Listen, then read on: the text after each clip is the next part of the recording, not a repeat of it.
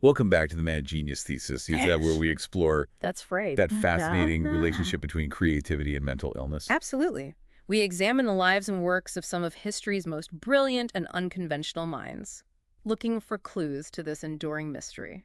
And today we're diving into the world of Ezra Pound, Yeah, a literary giant of the 20th century, that's right. who was both celebrated for his poetic innovations Yeah, and condemned for his controversial political views. exactly. Pound's life is a complex tapestry of artistic brilliance, personal flaws, and radical ideologies, making him a compelling case study for our exploration of the Mad Genius Thesis. To guide us through this intricate terrain, we're turning to Humphrey Carpenter's insightful biography, A Serious Character. Now, I have to admit, when I first picked up this book, I was struck by a particular anecdote Yeah. that perfectly captures Pound's eccentricities. Oh, I know exactly what you're referring to. It's the one about his opera, right? Yes. Yeah. Can you imagine Ezra Pound, Yeah. the high priest of modernist poetry, composing an opera based on the medieval French poet François Villon? And not just any opera, but one for which he envisioned Ethel Merman as the ideal lead. Oh, wow. It's a detail that reveals so much about Pound's unpredictable nature and his tendency to defy expectations. Absolutely. It's like a glimpse into his creative process, this collision of seemingly disparate elements, Right. the highbrow and the popular, the ancient and the modern. And it raises so many questions. Was this simply a quirky artistic whim? Or does it hint at a deeper connection between Pound's creative impulses and his unconventional, perhaps even unstable personality? That's what we're here to find out. So let's rewind the clock and start with Pound's formative years. What kind of childhood did he have? What were the early signs of this serious character that Carpenter so aptly describes? Well, Pound was born in Haley, Idaho in 1885, but his family later moved to the outskirts of Philadelphia. Even as a child, he exhibited a strong will and a rebellious streak, always eager to stand out from the crowd. Sounds like a classic recipe for a nonconformist. Were there any specific incidents or personality traits that stand out from his early years? Carpenter highlights Pound's complex relationship with his parents, particularly his close bond with his father Homer, and a more strained relationship with his mother Isabel. That's interesting. Family dynamics often play a significant role in shaping a person's personality, especially for artists. Could you elaborate on those relationships? Certainly, Pound's father, a lawyer and a government official, seems to have encouraged his son's intellectual curiosity and independent spirit. They shared a love of literature and history, and Homer even took young Ezra on trips to Europe, exposing him to a wider world of art and culture. That must have been a formative experience for a young, impressionable mind. What about his relationship with his mother? His relationship with Isabel was more complicated. She was described as a strong-willed woman with artistic aspirations of her own, and some biographers suggest that she may have struggled to reconcile her ambitions with the societal expectations of the time. So there's a potential tension there. A clash between personal desires and societal norms, which might have influenced Pound's own rebellious nature. Precisely. And Carpenter suggests that this tension might have contributed to Pound's early sense of being an outsider, someone who felt compelled to challenge conventions and forge his own path. And that path, as we know, led him to the hallowed halls of academia, first at the University of Pennsylvania and later at Hamilton College. What was his academic journey like?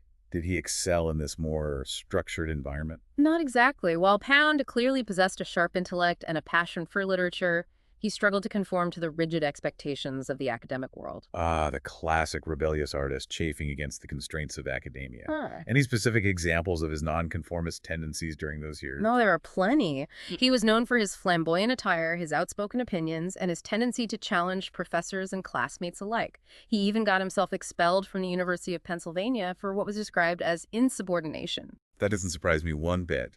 It seems he was already cultivating his reputation as a provocateur, someone who relished in pushing boundaries and shaking things up. Exactly. He was determined to stand out to make his mark, even if it meant going against the grain. And this drive for individuality, this refusal to be pigeonholed, is something that permeates his entire life and work.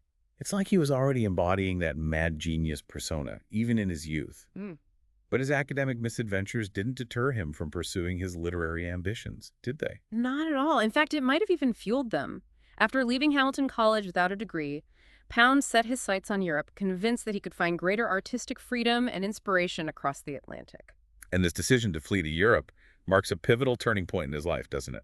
It's like he's shedding the constraints of his American upbringing and embarking on a grand artistic adventure. Precisely. It's 1908, And Pound, armed with a self-published collection of poetry and an unyielding determination to conquer the literary world, sets foot in London, a city teeming with artistic energy and ripe for disruption. London in the early 20th century. The crucible of creativity. Yeah. A melting pot of artistic movements and avant-garde ideas. It was the perfect breeding ground for a young, ambitious poet like Ezra Pound. It's fascinating to imagine him arriving in this bustling metropolis, armed with his poetry and his unwavering self-belief. Did he immediately find his tribe, so to speak? Did he connect with other like-minded artists and writers? Oh, absolutely. Pound had an uncanny ability to insert himself into the heart of things, to seek out and connect with those who could further his literary ambitions. Within a few years of arriving in London, he had established himself as a key figure in the burgeoning modernist movement. He wasn't exactly shy about promoting himself in his work, was he? Not in the slightest. He was a master networker, a relentless self-promoter, and a shrewd judge of talent. He frequented literary salons, attended countless gatherings, and bombarded established writers with letters and manuscripts. So he was more than just a poet. He was a cultural catalyst, an impresario who helped shape the direction of the modernist movement. That's a brilliant way to put it. He wasn't content with simply writing poetry. He wanted to be at the forefront of the literary avant-garde, to champion new voices and to challenge the established order. And one of his most significant relationships during this period was with the Irish poet William Butler Yeats, wasn't it? Absolutely. Pound became Yeats's secretary, helping him edit and revise his work. They spent countless hours discussing poetry, mythology, and the occult, and their collaboration had a profound impact on both of their creative trajectories. It's fascinating to think of these two literary titans working side by side, each influencing and inspiring the other. Did this mentorship go both ways? Did Yeats also learn from Pound? Most definitely. While Pound was deeply influenced by Yeats's mystical and symbolist leanings, he also encouraged Yeats to experiment with more modern forms and language.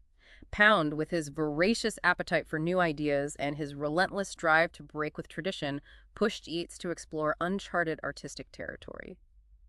So Pound is simultaneously a student and a teacher, absorbing influences while also shaping the work of established masters.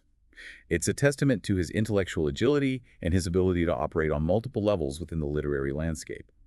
What about other literary figures? Who else did he champion during this time? One name that immediately springs to mind is James Joyce. Pound was instrumental in getting Joyce's work published, despite its often controversial and challenging nature. Ah, yes, James Joyce, the author of Ulysses, a novel that shocked and scandalized the literary world with its stream of consciousness style and its frank depiction of sexuality. Precisely. Ulysses was considered obscene by many at the time, and it faced numerous obstacles to publication. But Pound, recognizing Joyce's genius, fought tirelessly for its recognition, even serializing it in the Little Review, a literary magazine he co-edited. That must have raised a few eyebrows, to say the least. Did his unwavering support for Joyce's work create problems for him? Absolutely. His championing of such avant-garde and sometimes controversial material contributed to his growing reputation as a provocateur, someone who delighted in pushing the boundaries of good taste and artistic convention. It's interesting how his advocacy for other artists often mirrored his own artistic battles. He was always pushing against the constraints, always challenging the status quo. Exactly. And this rebellious spirit, this refusal to conform, is evident not only in his choice of literary allies, but also in his own writing style. He developed a distinctive voice, one characterized by what Carpenter calls Poundian divagations. Poundian divagations. That sounds intriguing. What exactly does that mean? Well, it refers to Pound's tendency to make sudden leaps between ideas, to weave together seemingly disparate strands of thought, and to assume a high level of knowledge from his readers. His poems are often dense, fragmented, and full of obscure references, requiring the reader to actively engage with the text and to piece together the meaning. It sounds like he was writing for a very select audience, for those who were already steeped in literature and history and who could follow his intricate mental leaps. Precisely. Pound had little patience for what he called the massive dolts, the general public who he felt were incapable of appreciating true art. He saw himself as a cultural vanguard, leading the charge against what he perceived as the mediocrity and stagnation of his time. It's a fascinating paradox. He's deeply embedded in this elite literary world, yet he's also railing against the establishment. He's simultaneously an insider and an outsider, a champion of the avant-garde and a critic of the very system that gave him a platform. That tension, that inherent contradiction, is key to understanding Pound. He was always an outsider, even when at the center of things. And this outsider status, I believe, seeds into his growing political radicalism, his embrace of fascism, and his descent into anti-Semitism. This brings us to that dark chapter of his life, a chapter that's difficult to reconcile with his artistic brilliance. How did someone so immersed in culture and art, someone who champions such a diverse range of voices, fall prey to such hateful ideology? It's one of the most disturbing and perplexing aspects of Pound's story. He began to see fascism as a solution to what he perceived as societal decay, a force that could restore order and beauty to a world he saw as increasingly chaotic and corrupt. So in a way, his artistic rebelliousness, his disdain for convention, and his desire to overturn the established order morphed into a dangerous political extremism. That's a compelling way to put it. He became fixated on these ideas, seeing himself as a lone voice fighting against corrupt forces, much like in his artistic battles. Yeah. He saw parallels between his struggle to revolutionize poetry and his desire to reshape the political landscape. Did his literary circle share these views? Did his embrace of fascism alienate him from those he once championed? Not necessarily. While some, like Wyndham Lewis, flirted with fascist ideas, others, like T.S. Eliot, were appalled by Pound's descent into extremism. Their relationships became strained as Pound's views grew more radical and his pronouncements more inflammatory. So even those closest to him, those who shared his artistic sensibilities, couldn't condone his hateful ideology. It further isolated him, fueling his sense of being a misunderstood genius fighting against a corrupt world. Exactly. And this self-imposed isolation, combined with his increasingly fervent beliefs, makes one wonder about his mental state during this period. Was he delusional? Was his grip on reality slipping? It's a question that haunts this entire discussion. Was he truly mentally ill, or was this simply a case of a brilliant mind gone astray, seduced by dangerous ideologies? It's difficult to say for sure. Pound was undoubtedly intelligent and articulate, but his writings and pronouncements during this time display a clear disconnect from reality, a blurring of conviction and paranoia.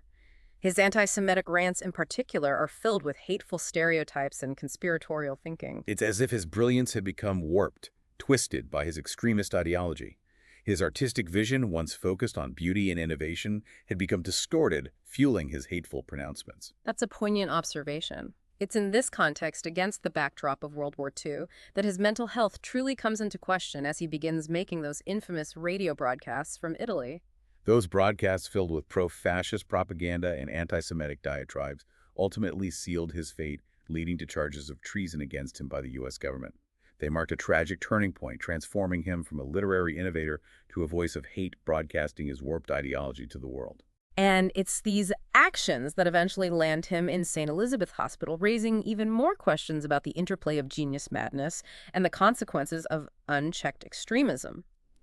We'll delve into that complex and challenging chapter of his life after a short break. Welcome back to the Mad Genius Thesis. We've been talking about this Ezra Pound from, his rebellious youth and his kind of rise as a literary powerhouse in London. And then, of course, this tragic descent into political extremism. And now we find him at perhaps the most ethically and intellectually challenging juncture of his life. Yeah. Facing charges of treason and confined to St. Elizabeth's Hospital. It's 1945. The war is over. And Pound, instead of being in a courtroom, is confined to a metal cage in Pisa, awaiting extradition. Yeah. It's like almost a scene ripped from a Kafka novel. Yeah. This stark, dehumanizing setting for a man who once moved through the most vibrant artistic circles. It's certainly a dramatic fall from grace. Right. And yet, in this moment of utter isolation, facing a potentially devastating legal battle, Yeah. Pound's creative spirit doesn't break. Right. He begins writing again, producing some of his most powerful and enigmatic work. He starts working on what would become the Pisan Cantos, right? A section of his sprawling, unfinished epic poem, the Cantos. Exactly. And it's fascinating how these poems, written under such duress, grapple with themes of confinement, isolation, and the fragility of human reason. There are moments of profound introspection, glimpses of regret, and even flashes of lucidity, all interwoven with that challenging, fragmented style that marks his earlier work. So even in this moment of crisis, his creative drive persists. It begs the question, does this intense creative output support or challenge the notion that he was genuinely mentally ill? It's a question that has puzzled scholars for decades. Some argue that the very act of creation, the ability to channel his experiences into such complex and layered poetry, suggests a mind that's not entirely fractured. But then there's the other side of the coin. the content of his work, the persistence of his delusional beliefs, and the accounts of his erratic behavior during this period. Right. Carpenter delves into the various diagnoses and opinions surrounding Pound's mental state. Some argued he suffered from narcissistic personality disorder, pointing to his grandiosity, his sense of entitlement, and his inability to empathize with those who didn't share his views. Others pointed to signs of paranoia, particularly in his economic and political theories, which were rife with conspiracy theories and a deep mistrust of established institutions. And, of course, there's the lingering question of whether he was intentionally feigning insanity to avoid a treason trial, a calculated performance by a brilliant mind seeking to escape accountability. It's a tangled web, isn't it? Genius, madness, ideology, and the legal system all colliding in this one extraordinary case. Ultimately, the court declared him unfit to stand trial, and he was confined to St. Elizabeth's, a mental institution in Washington, D.C., where he would spend the next 12 years. Yeah, his time at St. Elizabeth's is another fascinating chapter in this story. Yeah. It wasn't exactly a typical confinement. He continued to write, to correspond with fellow poets and intellectuals, and even to receive visitors, some of whom saw him as a martyr for artistic freedom. It's almost like a pilgrimage site for the literary avant-garde. Right. This controversial figure confined to an asylum, Yeah. yet still wielding influence and inspiring a new generation of writers. It further solidified his image as an outsider, a rebel, a victim of political persecution. It fueled the myth of the mad genius, the artist who's too brilliant, too unconventional for society to handle. But men felt this romanticized view ignored the very real harm caused by his actions, his hateful rhetoric, and his support for a brutal regime. Exactly. The debate raged on: was he a victim, a villain, a truly mad genius, or a master manipulator feigning illness?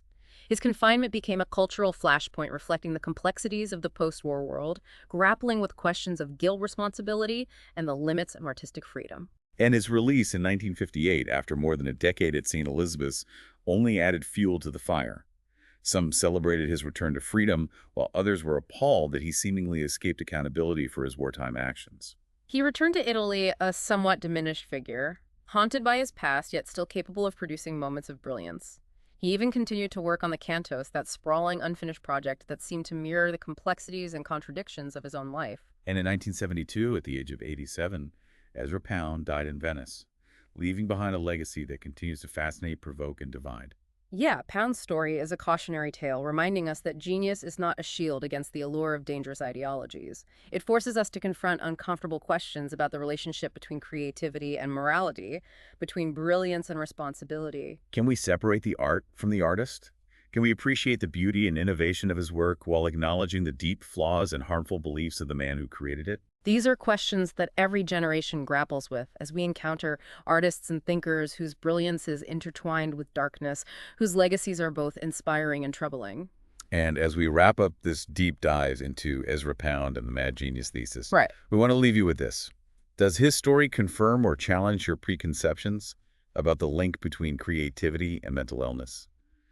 What lessons can we draw from this tumultuous life, this complex interplay of genius, madness, and the consequences of unchecked ideology? We encourage you to, explore Pound's work for yourself and to share your thoughts and insights with us using the hashtag #MadGeniusThesis. And join us next time as we explore another fascinating figure whose brilliance and flaws illuminate the enduring mysteries of the human mind.